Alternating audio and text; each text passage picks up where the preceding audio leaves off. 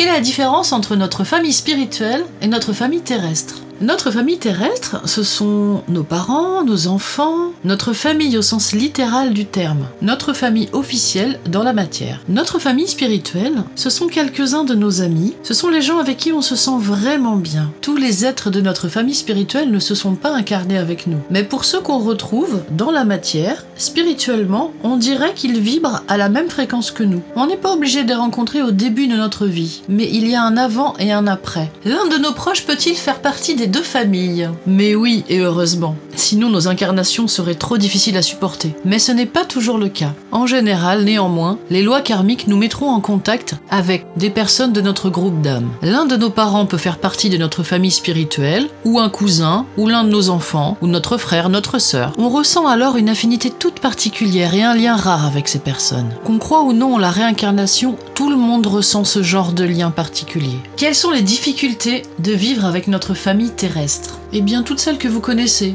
Les disputes, les incompréhensions. Avec les êtres de sa famille terrestre, on se fait progresser mutuellement. Puisqu'on ne peut pas s'éliminer de nos vies aussi facilement comme avec les connaissances ou avec les amis avec qui on ne s'entend pas, on doit réussir coûte que coûte la cohabitation. En généralisant tous les cas particuliers de prise de tête, on arrive toujours à ce même travail récurrent de tolérance et de clémence. Parce qu'il n'est pas toujours facile de tolérer les pensées et les actions de notre famille terrestre. L'exercice consiste à rester aimant en toutes circonstances. Quelles sont les difficultés de vivre avec les êtres incarnés de notre famille spirituelle sur Terre ? Eh bien, il n'y en a pas, c'est du pur bonheur. C'est comme si on se retrouvait de nouveau à la maison, dans notre état spirituel habituel. Alors bien sûr, on a parfois passé quelques contrats d'âme qui nous obligent à travailler telle ou telle donnée, tel ou tel défaut chez les uns ou chez les autres. Ça fait partie du jeu, nous nous sommes incarnés pour ça. Quels sont les avantages de vivre avec notre famille terrestre ? L'exercice est à double sens. Pour les parents, c'est merveilleux. Ils touche du doigt l'amour fou et inconditionnel qu'on peut ressentir pour ses enfants.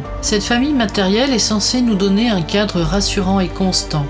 Dans cette incarnation, malgré les aléas de la vie, notre famille terrestre reste notre famille terrestre. Dans la plupart des cas, quelques liens restent rassurants. C'est souvent l'exercice du pardon et de l'acceptation inconditionnelle qui nous est proposé dans nos relations avec notre famille terrestre. Que se passe-t-il quand nous avons la chance de croiser les êtres de notre famille spirituelle incarnés avec nous sur Terre ? La vie nous paraît plus légère, elle est plus facile, on se sent compris, on se sent écouté. On a des références autour de nous, à qui on peut parler, dont les propos font écho. Comme nous partageons les mêmes valeurs morales avec les personnes de notre famille spirituelle, nous partageons les mêmes points de vue, on peut alors s'aider et avancer ensemble. Notre famille spirituelle incarnée, si on a l'immense chance de la retrouver, nous apporte le soutien et l'amour inconditionnel qui nous manque parfois dans notre famille terrestre. La différence majeure entre les personnes des deux familles, c'est que les membres de la famille terrestre changent à chaque incarnation, alors qu'on suppose que les membres de notre famille spirituelle évoluent en même temps, se retrouvent après chaque incarnation et s'incarnent parfois ensemble en comité restreint pour jouer dans cet étonnant théâtre de la vie. En conclusion, désolé pour les anti-bisounours,